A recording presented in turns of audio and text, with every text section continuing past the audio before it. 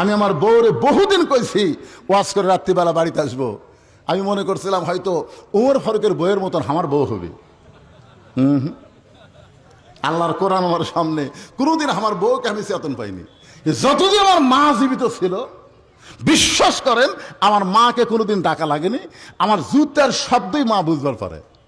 রাত 2টা হোক 3টা হোক, আমি মার জানলা হাঁটা যেতেই মা বলে, বাবা বউ যান ডাক দিস না বাবা, আমি চেতন আছি। মা যখন দরজা খুলে দেয়, আমি একদিন পায়ে পড়ে বললাম, মা কোনোদিন আপনাকে ডাকা লাগে না, আপনি দরজা খুলে দেন, চেতন কেমনে পান? মা বলতেছে, তোর বউ ঘুমানোর আগে আমাকে বলেছে আজকে তুই ওয়াজ করে বাড়িতে আসবি।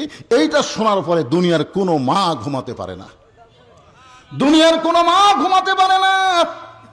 আজকে যাদের মা নাই তারা বুঝতেছে 23 সালের 25 ডিসেম্বর আমার মা দুনিয়া থেকে বিদায় নেওয়ার পর আমি বুঝতেছি যার বাবা নাই, যার মা নাই, এই দুনিয়াতে তার আর কেউ না আছে। কথা কন আছে? আর যাদের বাপ মা আছে তারা বুঝবার পারতেছে না। বাপ মা যতদিন জীবিত থাকে সন্তান বুঝবার পারে না। দাঁত থাকতে মানুষ দাঁতের মূল্য দেয় না, চোখ থাকতে মানুষ চোখের গুরুত্ব বোঝে না। যখন দাঁত পড়ে যায়, চোখ চলে যায়, তখন বোঝে চোখ আর দাঁতের গুরুত্ব কি। জোরে কোন কথা ঠিক? বাপ মা আছে তো বুঝবার পারতেছেন না। একের বইয়ের কাছে বইয়ের মা বসে আছে, ওই এখন বলতেছে, আম্মা আম্মা আমি বাজারত যাচ্ছি, আপনি ডাব খাবেন না গ্লুকোজ খাবেন? আম্মা, কি মাকড়াজ উচ্চারণ, আম্মা। তো বউ বলতেছে, আমার মা ডাবও খায় গ্লুকোজও খায়, দুটাই খায়। তখন বলতেছে, আম্মার জন্য ডাব গ্লুকোজ দুটাই আনবো।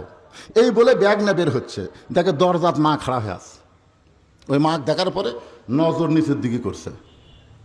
মায়ের মুখের দিকে তাকালে, বাবার মুখের দিকে মহব্বতের নজর দিলে আল্লাহ হজের সব দেয়। সুবহানাল্লাহ খান দেখেন।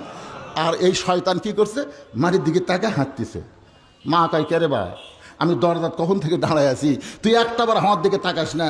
গত সপ্তাহে 10 টাকার পান কিনে দিছিস, পান কিন্তু ফুরে গেছে, আজকে আমার জন্য 10 টাকার পান আনবি। ছেলে বলতেছে, এই জন্যই তো তাকাই না, খালি খাই খাই।